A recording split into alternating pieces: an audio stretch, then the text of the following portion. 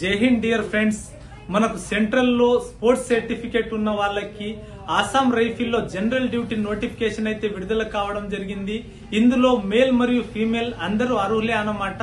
So sports certificate ఉండి job సాధించాలనుకున్న వాళ్ళ కోసం, యూనిఫామ్ వేసుకోవాలని అనుకున్న వాళ్ళ కోసం అయితే ఇది సువర్ణ అవకాశం అని చెప్పొచ్చు. సో దీనికి సంబంధించిన పూర్తి డీటెయిల్స్ ఈ వీడియోలో నేను ఎక్స్ప్లెయిన్ చేస్తాను. సో ఈ వీడియో అనేది ఎండింగ్ దాకా చూడండి, మీకు క్లియర్ కట్ గా ఏ డౌట్ ఉన్నా క్లారిఫై చేస్తాను. సో వీడియో పూర్తిగా చూడండి.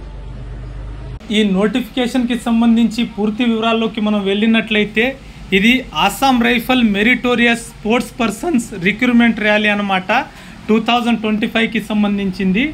దీనికి అప్లికేషన్ డేట్ వచ్చేసి 16th ఆగస్ట్ నుంచి సెప్టెంబర్ 15th వరకు అయితే మనం అప్లై చేసుకోవచ్చు.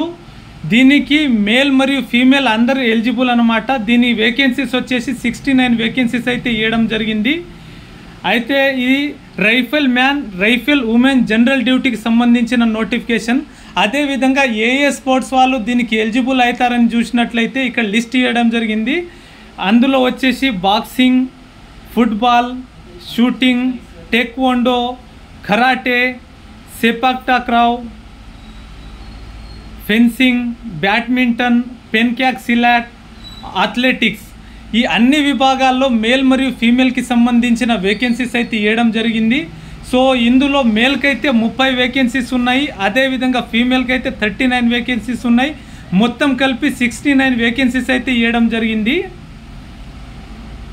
సో దీని అప్లికేషన్ ఫీ వచ్చేసి జనరల్ అండ్ ఓబీసీ కేటగిరీ వాళ్ళకైతే 100 రూపాయల ఫీ ఉంటుంది. అదేవిధంగా ఎస్సీ ఎస్టీకి అయితే ఎలాంటి ఫీ ఉండదన్నమాట. కాంపిటెంట్ అథారిటీస్ అంటే మీరు ఏ స్పోర్ట్స్లో పాల్గొన్న వాళ్ళు దీనికి ఎలిజిబుల్ అవుతారనే విషయానికి చూసినట్టయితే, international competition, national competition, inter university tournaments, national sport game for schools, Khelo India university games, Khelo India youth games, Khelo India winter games, ఈ గేమ్స్లో ఎవరైతే పార్టిసిపేట్ చేశారో వీళ్ళందరూ దీనికి ఎలిజిబుల్ అనమాట. అయితే దీనికి ఏజ్ లిమిట్ వచ్చేసి జనరల్ మరియు ఓబీసీ క్యాండిడేట్కి అయితే 18 to 28 ఇయర్స్ ఏజ్ లిమిట్ ఇచ్చారు. అదేవిధంగా ఎస్సీ ఎస్టీ క్యాండిడేట్స్కి అయితే 18 years to 33 years age limit ఇవ్వడం జరిగింది. సో ఇందులో సెలెక్షన్ ప్రాసెస్ వచ్చేసి ఫస్ట్ క్యాండిడేట్ వెరిఫికేషన్ చేస్తారనమాట. ఈ వెరిఫికేషన్లో మీ ఆధార్ కార్డ్ కానీ, డ్రైవింగ్ లైసెన్స్ కానీ చెక్ చేసి, అదేవిధంగా మీ ఫోటో చూసి మిమ్మల్ని క్లారిఫై చేసే అవకాశం ఉంటుంది. ఆ తర్వాత ఇనిషియల్ డాక్యుమెంటేషన్, ఇందులో మీ ఎడ్యుకేషన్కి సంబంధించిన ఒరిజినల్ సర్టిఫికేట్, అదేవిధంగా మీరు ఏదైతే స్పోర్ట్స్లో పాల్గొన్నారో దానికి సంబంధించిన క్లారిటీ తీసుకోవడం జరుగుతుంది. ఆ తర్వాత వచ్చేసి ఫిజికల్ స్టాండర్డ్ టెస్ట్ ఉండడం జరుగుతుంది. ఇందులో మేల్కి హైట్ వచ్చేసి 170 సెంటీమీటర్, అదేవిధంగా ఫీమేల్కి హైట్ వచ్చేసి 157 సెంటీమీటర్ అయితే ఉండడం జరుగుతుంది. ఇక్కడ చెస్ట్ వచ్చేసి 80 సెంటీమీటర్ ఉండాలా. ఆ తర్వాత ఎక్స్పాన్షన్ అనేది 5 సెంటీమీటర్ అయితే ఉండాల్సి ఉంటుంది.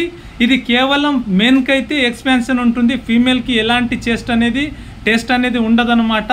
సో ఆ తర్వాత conduct of motor ability test ఉంటుంది. Conduct of motor ability test అంటే మీరు ఏదైతే స్పోర్ట్స్ నుంచి అప్లై చేస్తున్నారో ఆ స్పోర్ట్స్కి సంబంధించిన రూల్స్ అండ్ రెగ్యులేషన్కి సంబంధించిన కొన్ని టెస్ట్ ఉంటుంది, అదే ఈ టెస్ట్ అనమాట. ఆ తర్వాత వచ్చేసి కండక్ట్ ఆఫ్ ఫీల్డ్ ట్రయల్, దీని తర్వాత ఫీల్డ్ ట్రయల్ అయితే తీసుకోవడం జరుగుతుంది.